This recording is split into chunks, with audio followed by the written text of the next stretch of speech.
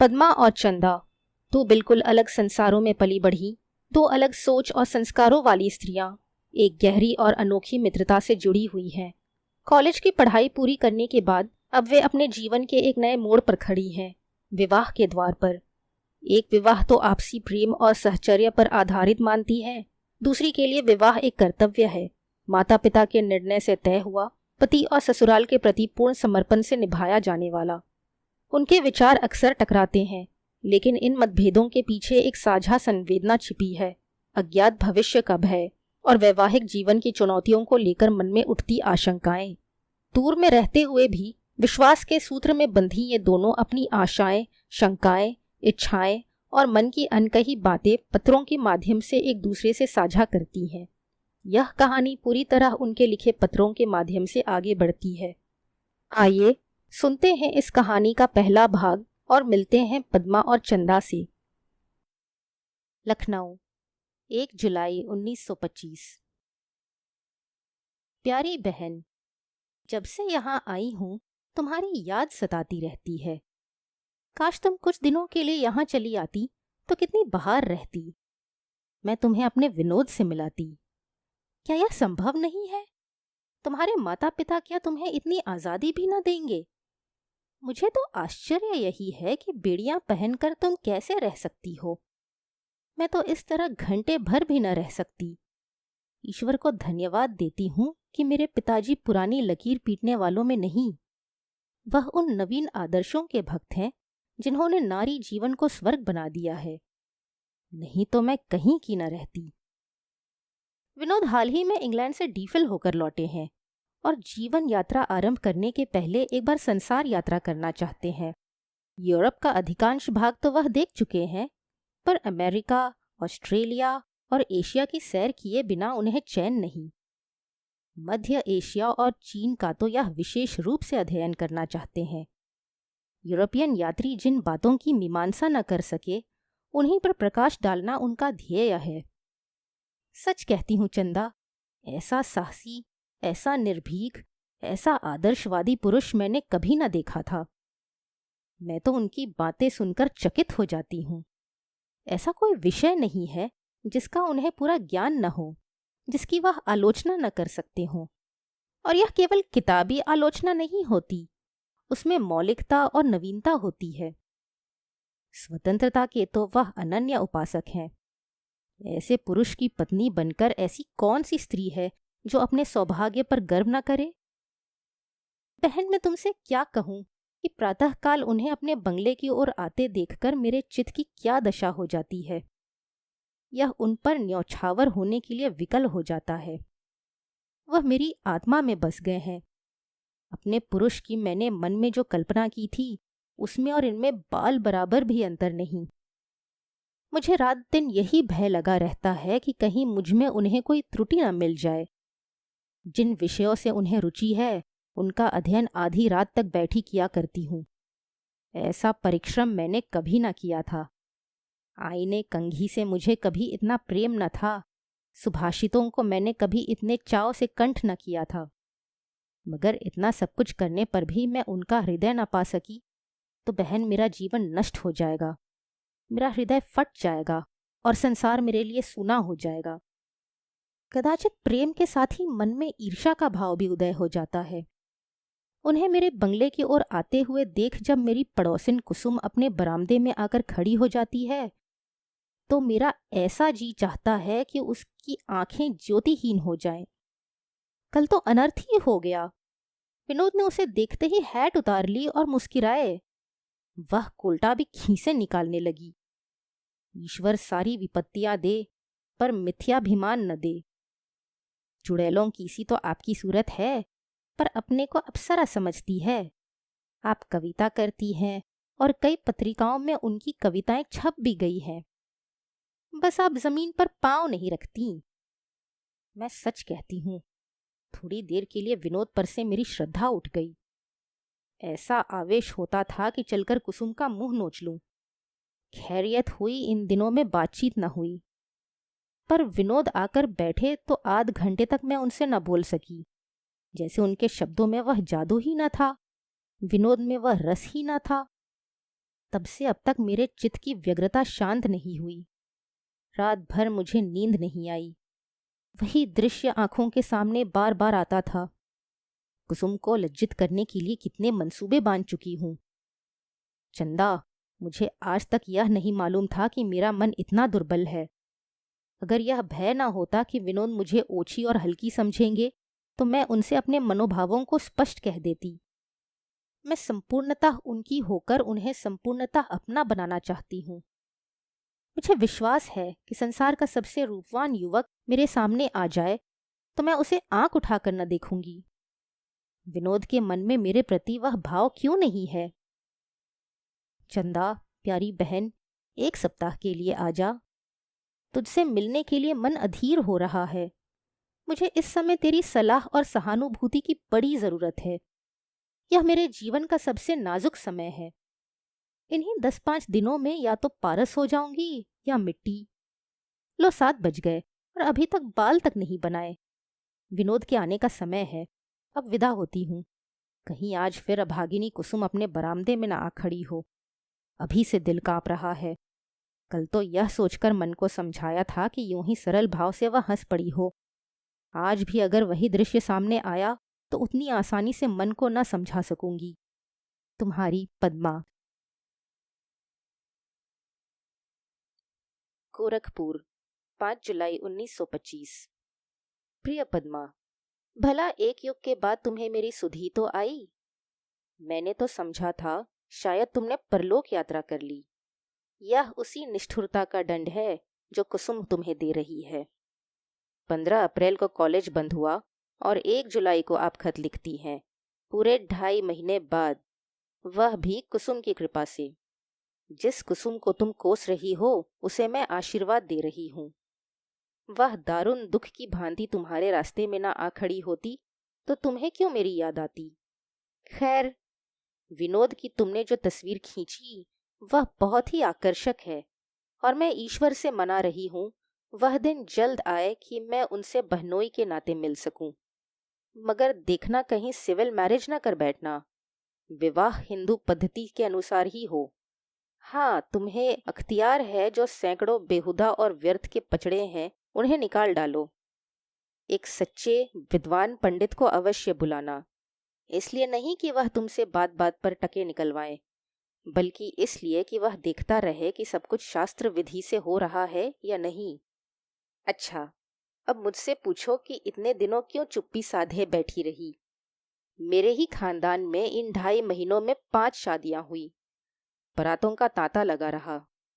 ऐसा शायद ही कोई दिन गया हो कि 100 मेहमानों से कम रहे हों, और जब बारात आ जाती थी तब तो उनकी संख्या 500 तक पहुंच जाती थी। ये 5 लड़कियां मुझसे छोटी हैं और मेरा बस चलता तो अभी 3-4 साल तक न बोलती, लेकिन मेरी सुनता कौन। और विचार करने पर मुझे भी ऐसा मालूम होता है कि माता पिता का लड़कियों के विवाह के लिए जल्दी करना कुछ अनुचित नहीं है। जिंदगी का कोई ठिकाना नहीं। अगर माता पिता अकाल ही मर जाएं तो लड़की का विवाह कौन करे। भाइयों का क्या भरोसा। अगर पिता ने काफी दौलत छोड़ी है तो कोई बात नहीं, लेकिन जैसे साधारणता होता है, पिता ऋण का भार छोड़ गए तो बहन भाइयों पर भार हो जाती हैं। यह भी अन्य कितने ही हिंदू रस्मों की भांति आर्थिक समस्या है, और जब तक हमारी आर्थिक दशा न सुधरेगी यह रस्म भी न मिटेगी। अब मेरे बलिदान की बारी है। आज के 15वें दिन यह घर मेरे लिए विदेश हो जाएगा। 2-4 महीने के लिए आऊंगी तो मेहमान की तरह। मेरे विनोद बनारसी हैं, अभी कानून पढ़ रहे हैं। उनके पिता नामी वकील हैं। सुनती हूँ कई गांव हैं, कई मकान हैं, अच्छी मर्यादा है। मैंने अभी तक वर को नहीं देखा। पिताजी ने मुझसे पूछवाया था कि इच्छा हो तो वर को बुला दूं, पर मैंने कह दिया कोई जरूरत नहीं। कौन घर में बहू बने, है तकदीर ही का सौदा। न पिताजी ही किसी के मन में बैठ सकते हैं, न मैं ही। अगर 2-1 बार देख ही लेती, नहीं मुलाकात ही कर लेती, तो क्या हम दोनों एक दूसरे को परख लेते। यह किसी तरह संभव नहीं। ज्यादा से ज्यादा हम एक दूसरे का रंग रूप देख सकते हैं। इस विषय में मुझे विश्वास है कि पिताजी मुझसे कम संयत नहीं है। मेरे दोनों बड़े बहनोई सौंदर्य के पुतले न हो, पर कोई रमणी उनसे घृणा नहीं कर सकती। मेरी बहनें उनके साथ आनंद से जीवन बिता रही हैं, फिर पिताजी मेरे ही साथ क्यों अन्याय करेंगे? यह मैं मानती हूँ कि हमारे समाज में कुछ लोगों का वैवाहिक जीवन सुखकर नहीं है, लेकिन संसार में ऐसा कौन समाज है जिसमें दुखी परिवार न हो? और फिर हमेशा पुरुषों ही का दोष नहीं होता, बहुधा स्त्रियां ही विष की गांठ होती हैं। मैं तो विवाह को सेवा और त्याग का व्रत समझती हूँ और इसी भाव से उसका अभिवादन करती हूँ। हाँ, मैं तुम्हें विनोद से छीनना तो नहीं चाहती, लेकिन अगर 20 जुलाई तक तुम 2 दिन के लिए आ सको तो मुझे जिला लो। ज्यों ज्यों इस व्रत का दिन निकट आ रहा है, मुझे एक अज्ञात शंका हो रही है। मगर तुम खुद बीमार हो, मेरी दवा क्या करोगी? जरूर आना बहन। तुम्हारी चंदा। मंसूरी, 5 अगस्त 1925। प्यारी चंदा, सैकड़ों बातें लिखनी हैं। किस क्रम से शुरू करूं समझ में नहीं आता। सबसे पहले तुम्हारे विवाह के शुभ अवसर पर न पहुंच सकने के लिए क्षमा चाहती हूँ। मैं आने का निश्चय कर चुकी थी। मैं और प्यारी चंदा के स्वयंवर में न जाऊं, मगर उसके ठीक 3 दिन पहले विनोद ने अपना आत्मसमर्पण करके मुझे ऐसा मुग्ध कर दिया कि फिर मुझे किसी बात की सुध ही न रही। आह, वे प्रेम के अंतःस्थल से निकले हुए उष्ण, आवेशमय और कंपित शब्द अभी तक कानों में गूंज रहे हैं। मैं खड़ी थी और विनोद मेरे सामने घुटने टेके हुए प्रेरणा, विनय और आग्रह के पुतले बने बैठे थे। ऐसा अवसर जीवन में एक ही बार आता है, केवल एक बार, मगर उसकी मधुर स्मृति किसी स्वर्ग संगीत की भांति जीवन के तार तार में व्याप्त रहती है। तुम उस आनंद का अनुभव न कर सकोगी। मैं रोने लगी, कह न सकी मन में क्या क्या भाव आए, पर मेरी आंखों से आंसुओं की धारा बहने लगी। कदाचित यही आनंद की चरम सीमा है। मैं कुछ कुछ निराश हो चली थी। 3-4 दिन से विनोद को आते जाते कुसुम से बातें करते देखती थी। कुसुम नित नए आभूषणों से सजी रहती थी। और क्या कहूँ, एक दिन विनोद ने कुसुम की एक कविता मुझे सुनाई और एक एक शब्द पर सिर धुनते रहे। मैं माननी तो हूं ही, सोची जब यह उस चुड़ैल पर लट्टू हो रहे हैं तो मुझे क्या गरज पड़ी है कि इनके लिए अपना सिर खपाऊं। दूसरे दिन जब वह सवेरे आए तो मैंने कहला दिया तबीयत अच्छी नहीं है। जब उन्होंने मुझसे मिलने के लिए आग्रह किया तब विवश होकर मुझे कमरे में आना पड़ा। मन में निश्चय करके आई थी, साफ कह दूंगी, अब आप न आया कीजिए, मैं आपके योग्य नहीं हूँ। मैं कवि नहीं, विदुषी नहीं, सुभाषिणी नहीं। एक पूरी स्पीच मन में उमड़ रही थी, पर कमरे में आई और विनोद के सतृष्ण नेत्र देखे, प्रबल उत्कंठा से कांपते हुए होठ। बहन, उस आवेश का चित्रण नहीं कर सकती। विनोद ने मुझे बैठने भी न दिया, मेरे सामने घुटनों के बल फर्श पर बैठ गए और उनके आतुर उन्मत्त शब्द मेरे हृदय को तरंगित करने लगे। 1 सप्ताह तैयारियों में कट गया। पापा और मामा फूले न समाते थे और सबसे प्रसन्न थी कुसुम, वही कुसुम जिसकी सूरत से मुझे घृणा थी। अब मुझे ज्ञात हुआ कि मैंने उस पर संदेह करके उसके साथ घोर अन्याय किया। उसका हृदय निष्कपट है, उसमें न ईर्ष्या है न तृष्णा, सेवा ही उसके जीवन का मूल तत्व है। मैं नहीं समझ सकती कि उसके बिना ये 7 दिन कैसे कटते। मैं कुछ खोई खोई सी जान पड़ती थी। कुसुम पर मैंने अपना सारा भार छोड़ दिया था। आभूषणों के चुनाव और सजाव, वस्त्रों के रंग और काट छांट के विषय में उसकी सुरुचि विलक्षण है। 8वें दिन जब उसने मुझे दुल्हन बनाया तो मैं अपना रूप देखकर चकित हो गई। मैंने अपने को कभी ऐसी सुंदरी न समझा था। गर्व से मेरी आंखों में नशा सा छा गया। उसी दिन संध्या समय विनोद और मैं 2 भिन्न जल धाराओं की भांति संगम पर मिलकर अभिन्न हो गए। बिहार यात्रा की तैयारी पहले ही से हो चुकी थी। प्रातःकाल हम मंसूरी के लिए रवाना हो गए। कुसुम हमें पहुंचाने के लिए स्टेशन तक आई और विदा होते समय बहुत रोई।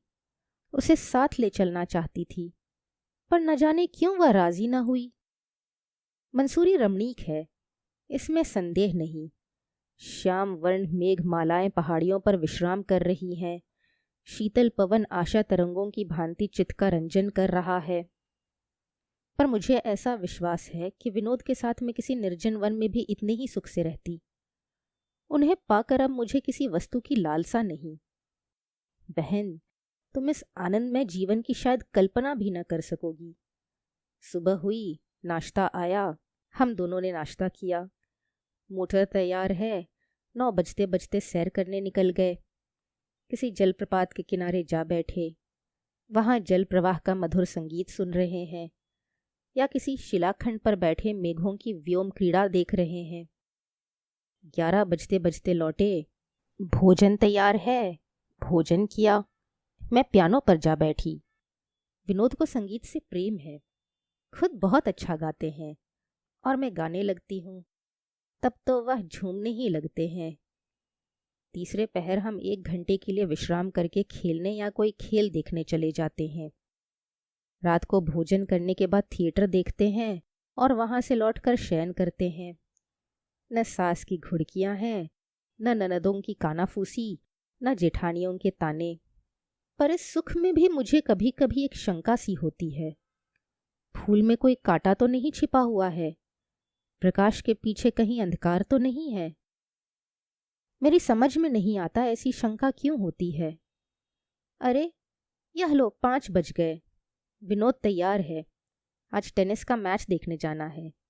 मैं भी जल्दी से तैयार हो जाऊं, शेष बातें फिर लिखूंगी। हाँ, एक बात तो भूली ही जा रही थी, अपने विवाह का समाचार लिखना। पतिदेव कैसे हैं? रंग रूप कैसा है? ससुराल गई या अभी मायके ही में हो? ससुराल गई तो वहां के अनुभव अवश्य लिखना। तुम्हारी खूब नुमाइश हुई होगी। घर, कुटुंब और मोहल्ले की महिलाओं ने घूंघट उठा उठाकर खूब मुंह देखा होगा, खूब परीक्षा हुई होगी। ये सभी बातें विस्तार से लिखना।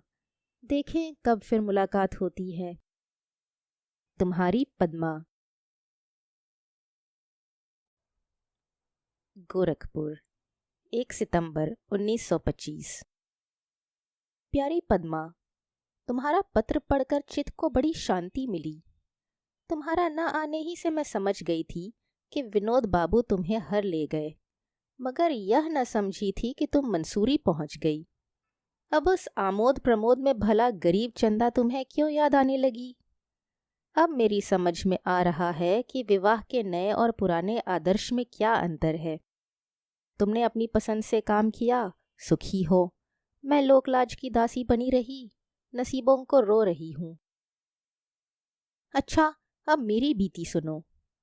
दान दहेज के टंटे से तो मुझे कुछ मतलब नहीं। पिताजी ने बड़ा ही उदार हृदय पाया है, खूब दिल खोलकर दिया होगा। मगर द्वार पर बारात आते ही मेरी अग्नि परीक्षा शुरू हो गई। कितनी उत्कंठा थी वर दर्शन की, पर देखूं कैसे? कुल की नाक न कट जाएगी। द्वार पर बारात आई, सारा जमाना वर को घेरे हुए था। मैंने सोचा छत पर से देखूं। छत पर गई, पर वहां से भी कुछ न दिखाई दिया। हाँ, इस अपराध के लिए अम्मा जी की घुड़कियां सुनना पड़ी। मेरी जो बात इन लोगों को अच्छी नहीं लगती, उसका दोष मेरी शिक्षा के माथे मढ़ा जाता है। पिताजी बेचारे मेरे साथ बड़ी सहानुभूति रखते हैं, मगर किस किस का मुंह पकड़े। द्वार 4 तो यूं गुजरा। अब भावरों की तैयारियां होने लगी। जनवासे से गहनों और कपड़ों का डाल आया। बहन, सारा घर, स्त्री पुरुष, सब उस पर कुछ इस तरह टूटे मानो इन लोगों ने कभी कुछ देखा ही नहीं। कोई कहता है कंठा तो लाए ही नहीं, कोई हार के नाम को रोता है। अम्मा जी तो सचमुच रोने लगी, मानो मैं डुबा दी गई। वर पक्ष वालों की दिल खोलकर निंदा होने लगी, मगर मैंने गहनों की तरफ आंख उठाकर भी नहीं देखा। हाँ, जब कोई वर के विषय में कोई बात करता था तो मैं तन्मय होकर सुनने लगती थी। मालूम हुआ दुबले पतले आदमी है, रंग सांवला है, आंखें बड़ी बड़ी हैं, हंसमुख हैं। इन सूचनाओं से दर्शनोत्कंठा और भी प्रबल होती थी। भावरों का मुहूर्त ज्यों ज्यों समीप आता था, मेरा चित्त व्यग्र होता जाता था। अब तक यद्यपि मैंने उनकी झलक भी न देखी थी, पर मुझे उनके प्रति एक अभूतपूर्व प्रेम का अनुभव हो रहा था। इस वक्त यदि मुझे मालूम हो जाता कि उनके दुश्मनों को कुछ हो गया है, तो मैं बावली हो जाती। अभी तक मेरा उनसे साक्षात नहीं हुआ है, मैंने उनकी बोली तक नहीं सुनी है, लेकिन संसार का सबसे रूपवान पुरुष भी मेरे चित्त को आकर्षित नहीं कर सकता। अब वही मेरे सर्वस्व हैं। आधी रात के बाद भावरे हुई। सामने हवन कुंड था, दोनों ओर विप्रगण बैठे हुए थे। दीपक जल रहा था। कुल देवता की मूर्ति रखी हुई थी। वेद मंत्रों का पाठ हो रहा था।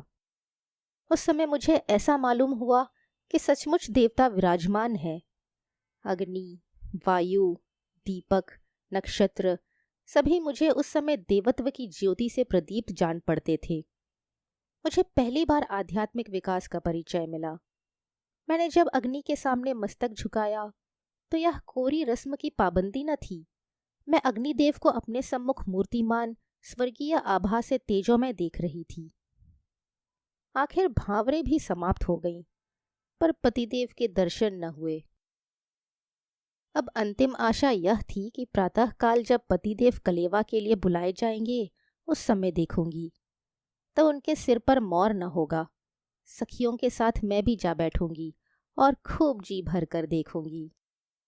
पर क्या मालूम थी कि विधि कोई और ही कुचक्र रच रहा है। प्रातःकाल देखती हूँ तो जनवासे के खेमे उखड़ रहे हैं। बात कुछ न थी। बरातियों के नाश्ते के लिए जो सामान भेजा गया था वह काफी न था। शायद घी भी खराब था। मेरे पिताजी को तो तुम जानती ही हो, कभी किसी से दबे नहीं, जहां रहे शेर बनकर रहे। बोले, जाते हैं जाने दो, मनाने की कोई जरूरत नहीं। कन्या पक्ष का धर्म है बरातियों का सत्कार करना, लेकिन सत्कार का यह अर्थ नहीं कि धमकी और रोब से काम लिया जाए, मानो किसी अफसर का पड़ाव हो। अगर वह अपने लड़के की शादी कर सकते हैं तो मैं भी अपनी लड़की की शादी कर सकता हूँ। बारात चली गई और मैं पति के दर्शन न कर सकी। सारे शहर में हलचल मच गई। विरोधियों को हंसने का अवसर मिला। पिताजी ने बहुत सामान जमा किया था, वह सब खराब हो गया। घर में जिसे देखिए मेरी ससुराल की निंदा कर रहा है। उज्जड़ हैं, लोभी हैं, बदमाश हैं। मुझे जरा भी बुरा नहीं लगता, लेकिन पति के विरुद्ध मैं एक शब्द भी नहीं सुनना चाहती। एक दिन अम्मा जी बोली, लड़का भी बेसमझ है, दूध पीता बच्चा नहीं, कानून पढ़ता है, मूछ दाढ़ी आ गई है। उसे अपने बाप को समझाना चाहिए था कि आप लोग क्या कर रहे हैं, मगर वह भी भीगी बिल्ली बना रहा। मैं सुनकर मन में तिलमिला उठी। कुछ बोली तो नहीं, पर अम्मा जी को मालूम जरूर हो गया कि इस विषय में मैं उनसे सहमत नहीं। मैं तुम ही से पूछती हूँ बहन, जैसी समस्या उठ खड़ी हुई थी उसमें उनका क्या धर्म था? अगर वह अपने पिता और अन्य संबंधियों का कहना न मानते तो उनका अपमान न होता। उस वक्त उन्होंने वही किया जो उचित था, मगर मुझे विश्वास है कि जरा मामला ठंडा होने पर वह आवेंगे। मैं अभी से उनकी राह देखने लगी हूँ। डाकिया चिट्ठियां लाता है तो दिल में धड़कन होने लगती है। शायद उनका पत्र भी हो। जी में बार बार आता है, क्यों ना मैं ही एक खत लिखूं, मगर संकोच में पड़कर रह जाती हूँ। शायद मैं कभी ना लिख सकूंगी। मान नहीं है, केवल संकोच है। पर हाँ, अगर 10-5 दिन और उनका पत्र न आया या वह खुद न आए तो संकोच मान का रूप धारण कर लेगा। क्या तुम उन्हें एक चिट्ठी नहीं लिख सकती? सब खेल बन जाए। क्या मेरी इतनी खातिर भी ना करोगी? मगर ईश्वर के लिए उस खत में कहीं यह ना लिखा देना कि चंदा प्रेरणा की है। क्षमा करना, ऐसी भद्दी गलती की तुम्हारी ओर से शंका करके मैं तुम्हारे साथ अन्याय कर रही हूँ, मगर मैं समझदार थी ही कब। तुम्हारी चंदा।